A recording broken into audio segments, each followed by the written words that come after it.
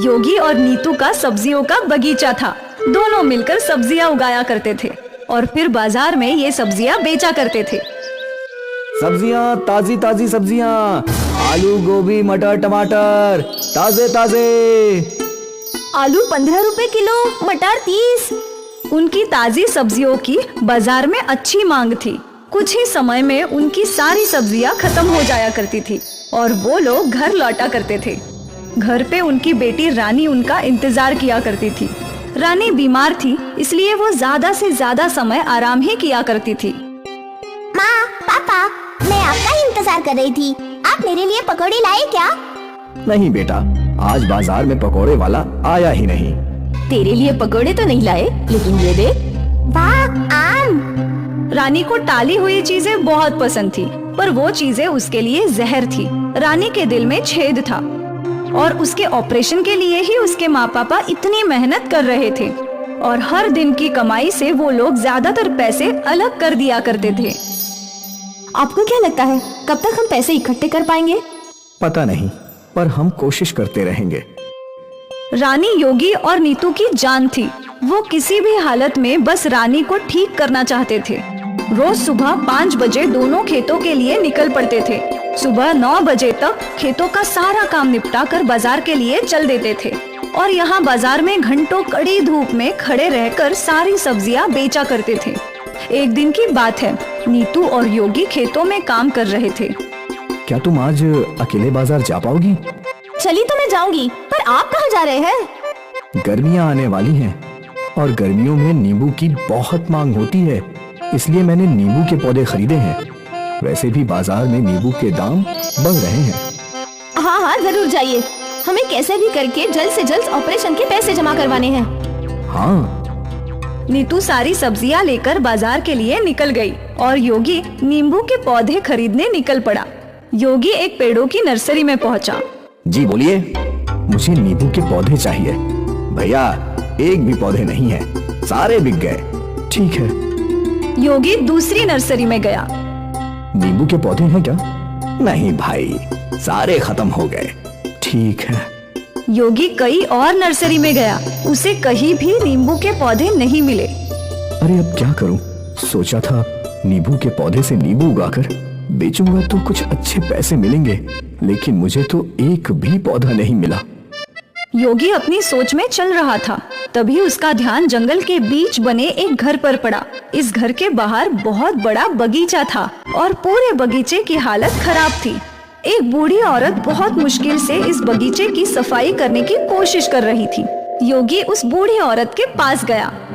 क्या हुआ अम्मा? तुम्हारा बगीचा इतना बड़ा है, पर इसकी ऐसी हालत कैसे हो गई?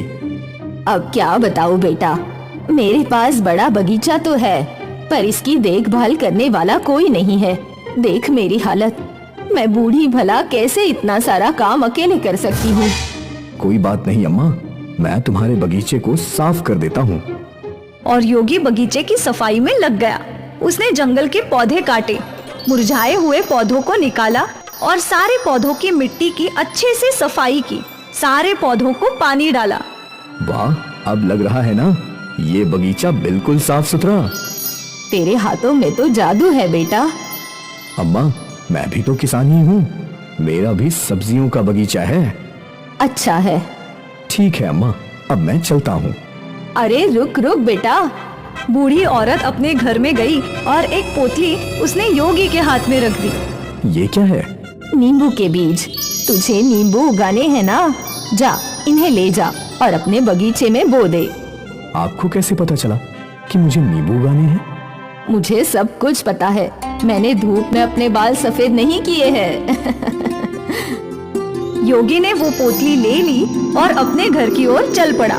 योगी घर पहुंचा तो नीतू पहले ही घर पहुंच चुकी थी। बड़ी देर लग गई आपको।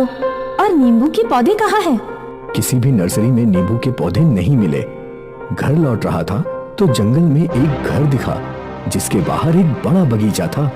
एक बूढ़ी औरत अकेले बगीचा साफ कर रही थी, तो मैंने उसकी मदद कर दी और उसी में देर हो गई। ठीक है। और ये देखो, उस बूढ़ी औरत ने मुझे नींबू के बीज दिए हैं। पता नहीं उसे कैसे पता चला कि मुझे नींबू उगाने हैं। अजीब है। खैर छोड़िए, कम से कम हम इन बीजों को बो देते हैं।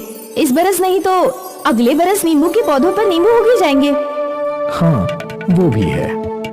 अगली सुबह योगी ने कुछ गड्ढे किए और उसमें नींबू के बीज डाल दिए और गड्ढों में मिट्टी भर दी। नीतू, जरा इन्हें भी पानी डालो। हाँ आई। नीतू ने जैसे ही उस जगह पानी डाला तो उन बीजों से तुरंत पौधे उगने लगे। दोनों हैरान हो गए और पौधा उगते ही उन पौधों पर नींबू लटकने लगे। लेकिन ये नींबू अलग थे। नींबू कुछ ज्यादा ही चमक रहे थे। इतने चमकदार नींबू। योगी ने एक नींबू तोड़ा तो वो हैरान हो गया। वो नींबू सोने का था। नीतू, ये तो सोने का है, सोने का नींबू। सारे पौधों पर सोने के नींबू उगे थे। योगी और नीतू के तो भाग्य ही खुल गए। योगी ने वो सारे नींबू सोनार को बेच दिए और उनसे उसे ढेर सारे पैसे मिले। इन पैसों से उसने अपनी रानी का इलाज करवाया। मुबारक हो, ऑपरेशन सक्सेसफुल। अब आपकी बेटी किसी भी नॉर्मल बच्चे की तरह खेल कूद सकती है। ये सुनकर योगी और नीतू की आंखों में आंसू आ गए। योगी ने एक बड़ा बगीचा खरीद लिया और एक बड़ा घर भी। उनकी जिंदगी पूरी तरीके से बदल गई। नीतू, हमें उस बूढ़ी अम्मा का धन्यवाद करना चाहिए।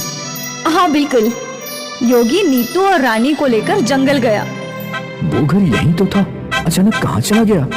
वहाँ कोई घर नहीं था। योगी की मदद किसने की ये उसे भी नहीं पता। उसने भगवान का धन्यवाद किया और खुशी खुशी अपना